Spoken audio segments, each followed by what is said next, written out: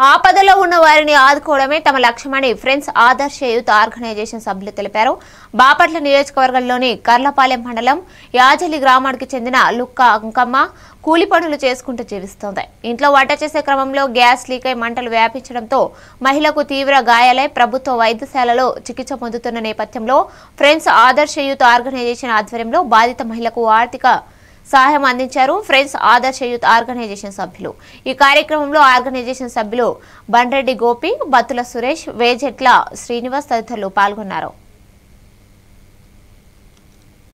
ఒళ్ళంతా పూర్తిగా చాలా వరకు దగ్గర 60% ఒళ్ళంతా కాలిపోయింది.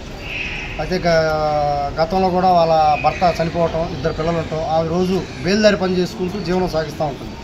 ఈ విషయాన్ని మన సభ్యుడు శ్రీరామ్ సునీల్ గారు మన ఫ్రెండ్స్ ఆర్గనైజేషన్ సభ్యులకు మనం చెప్పడంతో మన సభ్యులు అందరూ సహకారంతో ఈ రోజున గవర్నమెంట్ హాస్పిటల్లో చికిత్స పొందుతున్న ఆమెకి మన ఆర్గనైజేషన్ తరఫున మన చేతనైన సాయం చేశాం. ఇదే విధంగా స్థానిక వ్యక్తులు కానీ, రాజకీయ నాయకులు కానీ, సోషల్ సర్వీస్ వాళ్ళు కానీ ఆ మనిషికి సాయం చేస్తే ఎంతో ఉపయోగకరంగా ఉంటుంది. ఎందుకంటే వాళ్ళు రోజు ఆమె పొద్దున్నే పనికి వెళ్తే కానీ సాయంత్రం పిల్లలకి అన్నం పెట్టుకోలేని పరిస్థితిలో ఆమె జీవనం సాగిస్తుంది. బేల్దారి పని చేయటువంటి ఈరోజు ఒక ఆడ మనిషి బేల్దారి పని చేసి పిల్లలను సాగడం అంటే మామూలు విషయం కాదు.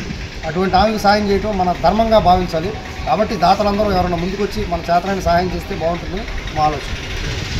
అందరికీ నమస్కారం అండి. ఫ్రెండ్స్ ఆర్గనైజేషన్ తరఫున ప్రతి ఒక్క పేదవాడికి సాయం చేసే దృఢ సంకల్పంతో మేము ముందుకు సాగుతున్నాం. మేము చేసే ప్రతి పని కూడా ప్రతి ఒక్కరికి ఆదర్శంగా అవ్వాలనే సంకల్పంతో మేము ముందుకు సాగుతున్నాం.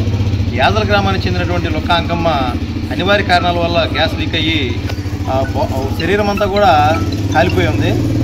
వారు కూడా బాగా పేదరికంలో సెలవు పోషిస్తూ నిత్యం కూడా కూలి పని చేసుకుంటూ చేస్తుంది.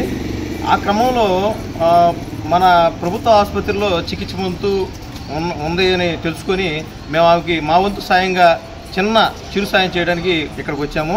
ఇదే విధంగా ప్రతి ఒక్కరు కూడా వారి యొక్క భావాలను దృష్టిలో పెట్టుకొని